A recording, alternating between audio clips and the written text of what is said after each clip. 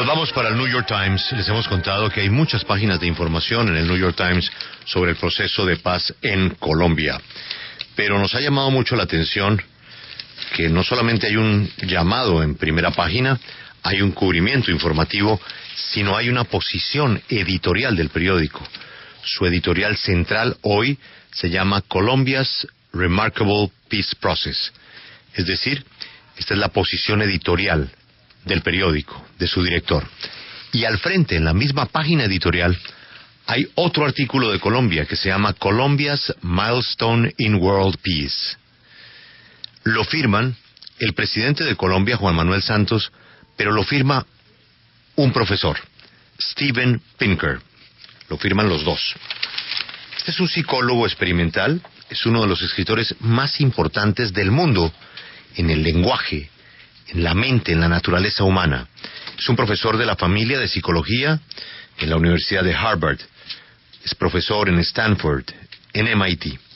La columna tiene ese enfoque, el de un psicólogo. Profesor Pinker, good morning. Good morning, buenos días. ¿Cómo está el español, profesor Pinker? Unfortunately, not very good. How did you write this excellent article with President Santos? How did you work it? I spoke at Universidad de los Andes in November, and a connection was made with a mutual friend, Dr. Fabio Hidrobo, who I went to college with, and I also through Pablo Navas, the rector of the Universidad de los Andes, and a connection was made. I met with the president and with Fabio Hidrobo and with Mauricio Rodriguez. And then when the ceasefire was announced, I thought it would be a good idea to underscore that this was not just one war that was being brought to an end, but the last war in the Americas and the last remnant of the Cold War.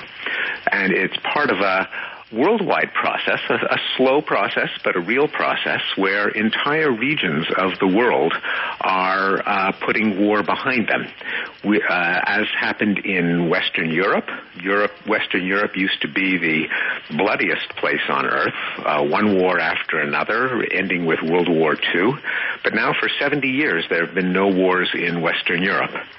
And East Asia was the site of the Vietnam War, the Korean War, the Chinese Civil War, and of course Japan in World War II, and there's virtually no war in East Asia. Dr. Pinker, let me translate, please. Yes. A little bit. Mariana, un resumen de lo que dijo el profesor Pinker. Bueno, el profesor, la conexión con el presidente la hizo cuando vino a la Universidad de los Andes hace unos meses y conoció al rector Pedro Navas y a Fabio Hidrobo. Y bueno, de ahí nació la conexión que tuvo con el presidente Santos. Pero digamos que él nos empezó a traducir lo que dice en su artículo, que es que el mundo ya está pasando una etapa del post la Guerra Fría. Y bueno, esta guerra no solamente es el final de la guerra en Colombia, sino el final de la guerra en este hemisferio, que es todavía un residuo de esa guerra fría. Es que da el ejemplo de Europa. Dice, en Europa Occidental llevan 70 años sin guerra y tuvieron una guerra tras otra, la Primera Guerra Mundial, la Segunda Guerra Mundial. El artículo dice, hemos llegado, precisamente porque hemos llegado, because we have come this far, we know we can go further. Es decir, hemos llegado tan lejos que ahora podemos llegar aún más, aún más. Un psicólogo, ¿cómo piensa que se le debe ilustrar de este proceso a las personas que no están de acuerdo? Mr. Pinker, as a psychologist, how do you think we can paint the picture of this peace process to people who are against the peace process? I think we have to realize that our desire for justice and our desire for peace do not always coincide. There was an old slogan, a bumper sticker, if you want peace, work for justice. I think that's an exaggeration, that the slogan should be, if you want peace, work for peace, and that our desire for justice is in part a desire for revenge, for people to be punished, and it can be very frustrating to see that people who have committed violence are not completely punished. But we should also realize that that is in part an emotion that we all feel that we might have to put aside if we want long-lasting peace. The question should be if what would be the harm in having perpetrators of violence not be imprisoned or brought to justice? Well, would it embolden people in the future to commit more violence? Well, since this is such a unique event, it's not like a policy that's going to apply to future insurgencies. I think the risk that it will lead to, that will encourage other guerrilla movements is very small, and therefore the fact that you are sacrificing a bit of justice to get a lot of peace, in my opinion, is worthwhile.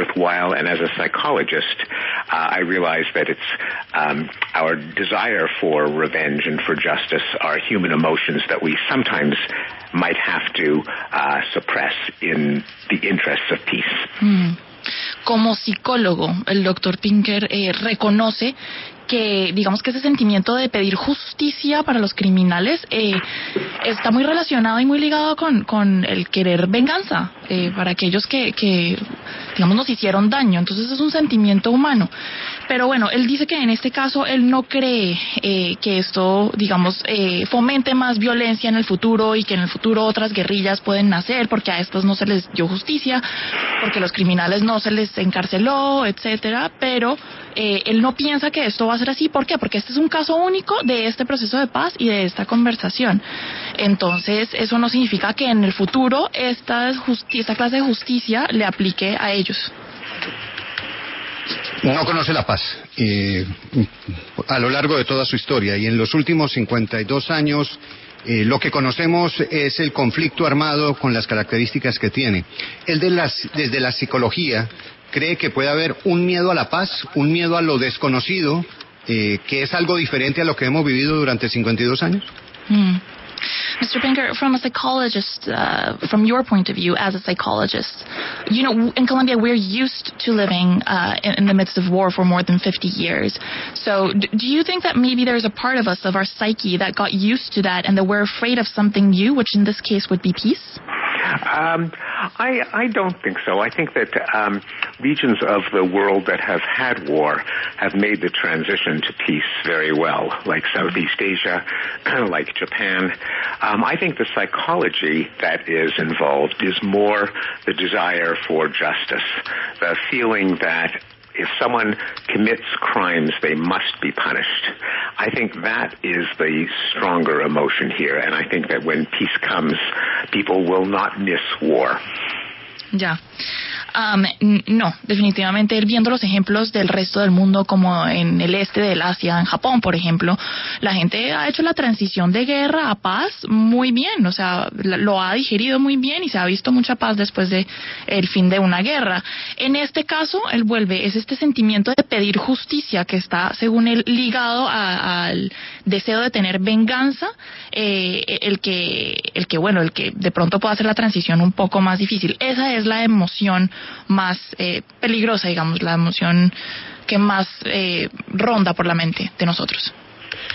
Pero no hay duda que hay un sector al que ya nos hemos referido tanto que se opone al acuerdo, y eso se transmite en los medios de comunicación, pero que ese mismo fenómeno se repita en la ciudad de Nueva York con los dos periódicos más importantes de Nueva York, el New York Times y el Wall Street Journal, en el cual editorialmente están enfrentados como si fuera en Colombia, mientras el New York Times toma posición a favor del acuerdo y la crónica que acompaña la noticia es igualmente favorable.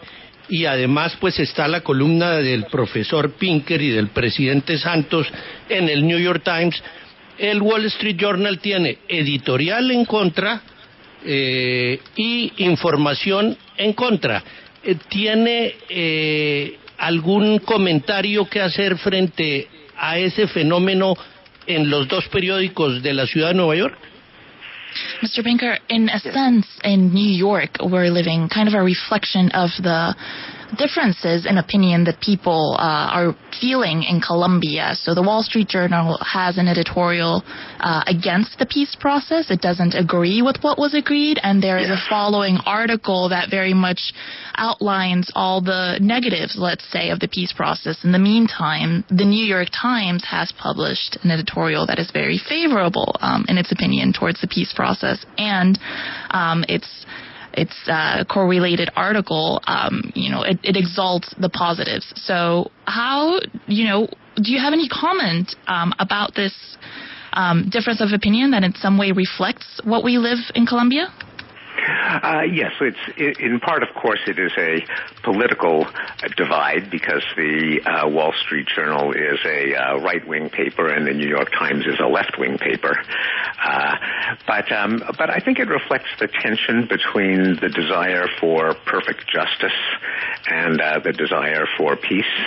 And I think you can't have 100% of both, and people can disagree over where the best trade-off is. I think most people would agree that it is worth sacrificing a little bit of justice for a lot of peace. And there are uncertainties. No one can look into the future and know for certain that the peace will hold. Sometimes countries can sign an agreement and fall back into war. There are certainly risks of that other violent groups will take over the drug trade that is relinquished by FARC. But so there is room for disagreement because there is uncertainty. I think part of my article with the president was to say that elsewhere in the world, countries have taken a chance and it has been highly successful. That is, it is not a dream. It's not utopian. It's not John and Yoko. It's not Woodstock. It's not 1960s peace idealists.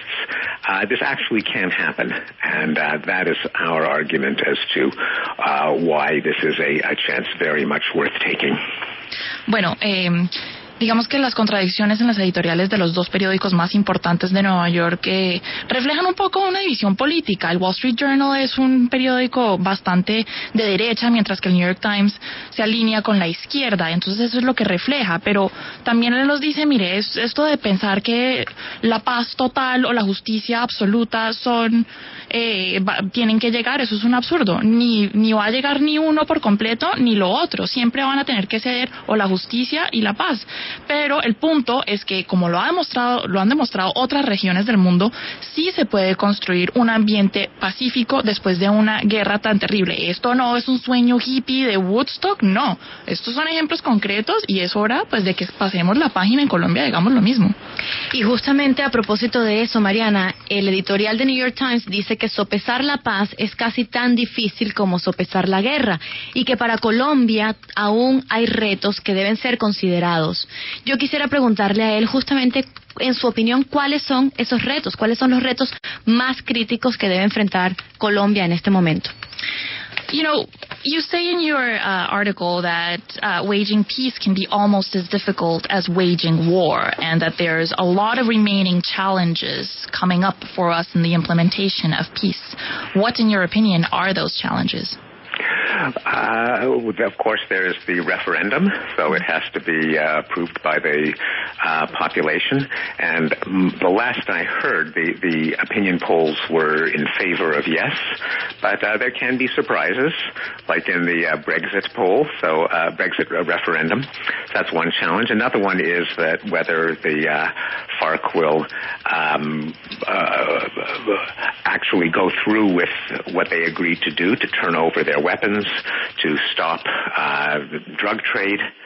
A third is the ELN has not yet signed an agreement, a smaller guerrilla force. There are negotiations, but that has to come to an agreement too. And a fourth is that the danger that the drug trade will be taken over by drug lords and mafias that may not be FARC but may still be criminals. And those would be the main challenges, I would say. En su opinión, los retos, digamos, más importantes que hay que sobrepasar son, bueno, el referendo 1, que esperemos pase o no pase, hay que esperar a eso. La otra es que las FARC en verdad entreguen las armas y que ese proceso de dejación de armas sea bien monitoreado y que se lleve a cabo de una manera concisa y bien hecha. Bueno, también está el ELN, que todavía no hemos llegado a ningún acuerdo con ellos, y aunque sea una fuerza guerrillera mucho más pequeña, no deja de ser una amenaza. Y pues también el tema de las drogas, que está ese tema que de pronto van a llegar otros criminales o otros narcotraficantes y van a cometer actos de violencia apoyados por el dinero que da el narcotráfico. Como él dice, el tema de justicia está en centro de la discrepancia en este momento. ¿Cómo cree él que se puede hacer entender que, siendo este un proceso de negociación y no una rendición, que tiene unas condiciones diferentes y donde se puede aplicar un marco de justicia diferente, hay que sacrificar niveles de justicia si se quiere obtener una paz negociada? Mr. Pinker, there is a difference between negotiating peace with a force that has been completely beaten and diminished and sort of gives up, and there is a difference with negotiating peace with, let's say, a force that still has some strength and is still a viable threat. In your opinion, the justice conditions that accompany these, what has to be sacrificed in which case? With the Colombian peace process, even though FARC has not been completely defeated, they have been very, very much weakened, and I think everyone agrees that was a prerequisite to the peace agreement. Although you were right, they're not completely defeated. I think no one can know for sure, but the government is now strong enough and has extended itself into the rural regions of the country that it is so much that it is unlikely that FARC could ever recover to its previous strength. So I think that FARC realizes that this agreement is better for them than to continue to fight, where they would face a stronger and stronger military response. And there are cases where, in history, where peace agreements have taken place when countries have neither has defeated the other, like Israel and Egypt, and that is a peace process that has stood for 40 years. And many other cases as well, where civil wars have come to an end without a complete defeat of one side by the other. Pensar que llegar a negociar un acuerdo con una de estas fuerzas, digamos guerrilleras, se puede hacer solo cuando se rinde o cuando está totalmente decimada la fuerza guerrillera, pues el mundo da el ejemplo de que eso no siempre es el caso. Por ejemplo, otro conflicto entre países, esta vez entre Israel y Egipto, pues ahí ninguno completamente opacó al otro o logró decimar al otro, sino que era un momento en el que estaban tan agarrados y no iba para ningún lado la guerra. Entonces se firmó un acuerdo de paz y hoy en día sigue pendiente ese acuerdo de paz y se respeta. Ahora, ¿qué es lo que pasa en el caso colombiano, según el señor Pinker? Que las guerrillas, mientras está bastante decimada, mientras se le ha dado muy duro a la guerrilla en los últimos años, pues no está completamente derrotada. Pero en este momento las guerrillas entienden que la guerra no es una opción viable para ellos. De pronto lo fue antes, pero en este momento no, porque el gobierno tiene más presencia en áreas rurales, tiene un ejército más poderoso, más fuerte. Entonces ellos entienden que en este caso esta es su opción más viable. Profesor Pinker, desde el punto de vista psicológico, ¿cómo cree que impacte este proceso de paz en la visión de líderes de otros países que empezarán a ver a Colombia y que miran a la región de las Américas como bloque? From a psychologist's point of view, how do you think this peace process will impact the vision that leaders of other world countries have of Colombia and its role in the region, in the bloc of the Latin Americas? I would guess that it would enhance the standing and prestige enormously to know that together with the fact that the country has done relatively well economically, Colombia was unusual in having such a long-running civil war. It was the only civil war left in the Americas. Unusual in having a high rate of crime, which has also been greatly reduced. It's down 60% in 25 years. So I think it will give the appearance that Colombia is becoming a increasingly successful and strong and robust country. Bueno, esto definitivamente va a ser muy positivo para los líderes por fuera de Colombia, aquellos presidentes de otros países que miren a Colombia, porque digamos que Colombia es un caso inusual en el que es el único país en las Américas que todavía tenía una guerra. Sin embargo, Colombia ha crecido económicamente, es un país estable, entonces esto es un factor que se le suma a esos, digamos, otros factores y bueno, es una imagen muy positiva para Colombia. Profesor, muchas gracias por atendernos. Mr. Pinker, thank you very much for your time, and we'll expect you back in Colombia. I look forward to it. I can't wait. Thank you so much. Bye bye. Se nos fue el profesor Pinker.